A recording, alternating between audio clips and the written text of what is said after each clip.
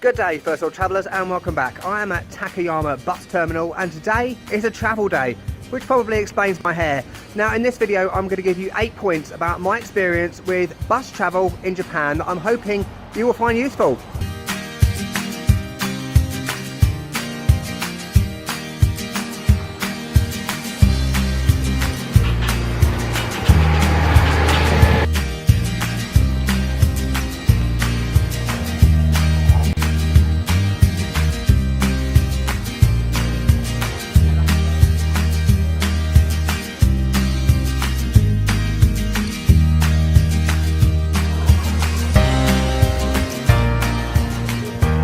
So point number one is about booking your bus. So when you arrive at these bus terminals, you'll notice, particularly as you come out of larger cities like Tokyo, that many of the signs will just be in Japanese.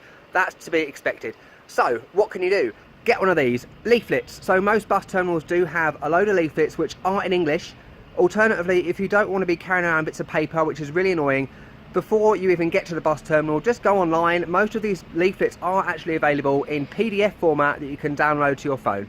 Easy peasy. Point number two is booking your ticket. Now, in larger cities like Tokyo, you won't have an issue using a machine to book your ticket. However, in smaller places like this, Takayama, you'll notice right here that this machine does not have an English option. It does, however, have a button to select particular routes for Japan. However, if your route isn't one of those, you're going to have a problem. Alternatively, if you cannot understand the machine, just go to the person behind the counter. In many places, you will find that someone will have a name badge on saying English speaking, which is fantastic, so you don't have to worry about learning Japanese, etc, etc. It's very easy. The third point is about bus companies. So as you would expect, there are countless bus companies throughout Japan. I'll tell you about a few options right now. So number one is Willa Express Bus. You'll probably hear about this one the most because it's probably the most popular, it's probably the best value, and like many other bus companies, it does do passes like flex passes where you can get a certain amount of journeys for a certain amount over various durations, which is great.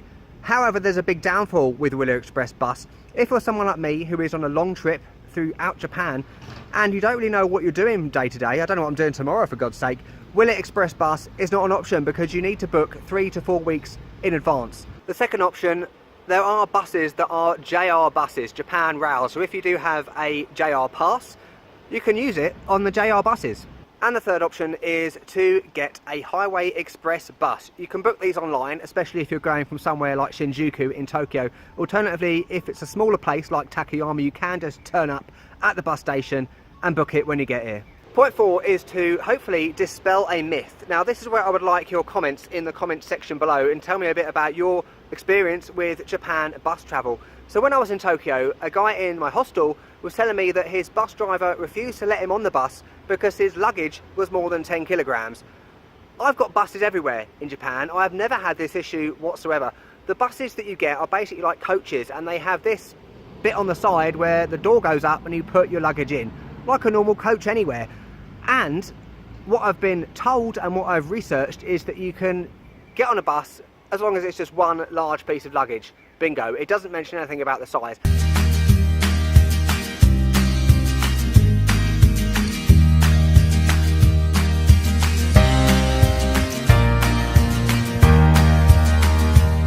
Point number five is about routes. So there seems to be a misconception with Japan travellers that the Shinkansen goes everywhere. You can get a Shinkansen everywhere.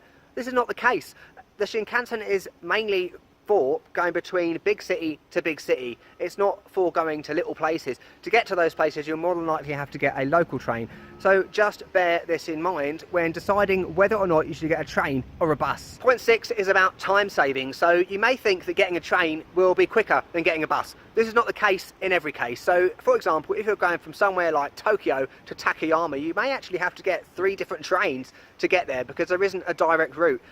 Therefore, getting a bus may be your better option because actually, in a lot of cases, getting a bus is quicker than getting the train. Point number 7 are these things. These screens will probably confuse the life out of you when you first get on a bus in Japan. At least that's what happened to me. Then again, it doesn't take much to confuse me. You should know that by now. So let me explain them. You won't normally find them on long distance buses, Highway Express buses, Willa Express.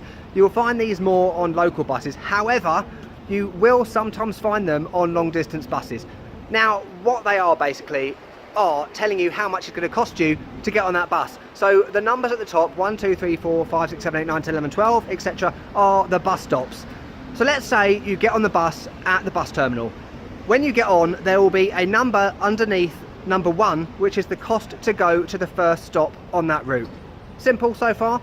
However, when you leave that first stop, that's where it gets confusing, potentially. So that number will change as the route goes along. And finally, point number 8 is about ticketing. This can differ depending on where you are in Japan and what bus company you're using. I'll give you some examples. So one bus I got in Asso, when you get on the bus, you pull a little paper ticket out of a machine. Keep this on you until you get off the bus. There's a little plastic thing by the bus driver that you have to put your money in when you exit the bus, along with your ticket. The second example is if you're getting a Highway Express bus. Normally you'll just have a paper ticket.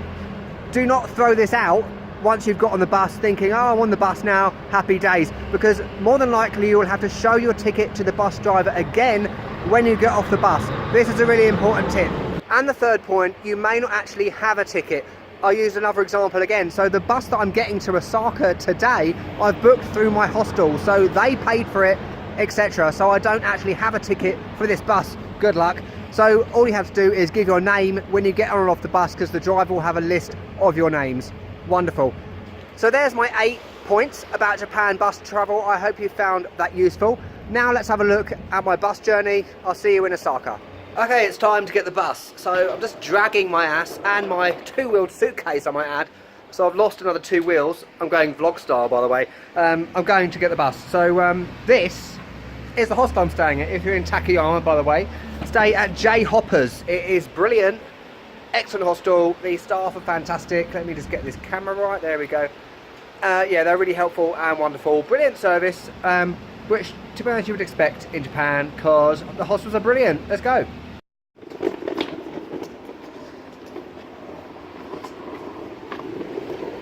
So something about small towns in Japan I will not miss, listen to my suitcase, is in small towns and cities there is no pavement. So you're basically walking in the road. I'm used to it now. Listen to that suitcase. I'm almost there, by the way. So the good news, I've made it to this place, Hidhir Hotel Plaza, which is where I'm getting the bus from. Just take a look at my suitcase. I've lost the black, whoa. I've lost, oh shitting hell. There we go. So I've lost the black thing off it, and oh my god, the metal bit's really hot. And it's wearing away the suitcase. Jesus Christ. I might have to get a new one in Osaka, I think. Might be a good idea.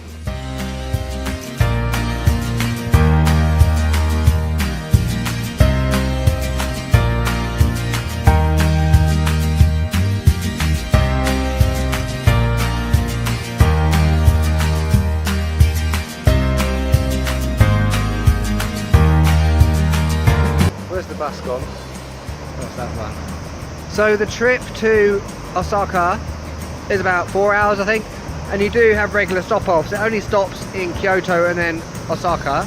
I'm going to get some fags and back on the bus.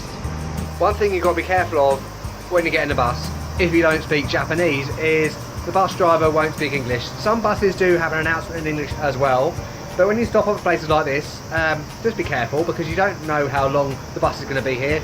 It's pot luck, really. Shit, I thought that was the bus going, but it was a lorry next to it.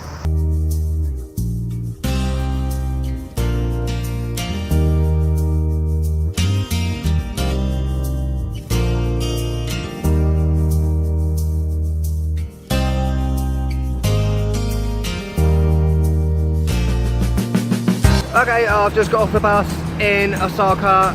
If you found this useful, and if I miss anything, why not leave a comment down below. Tell me about your bus journeys in Japan.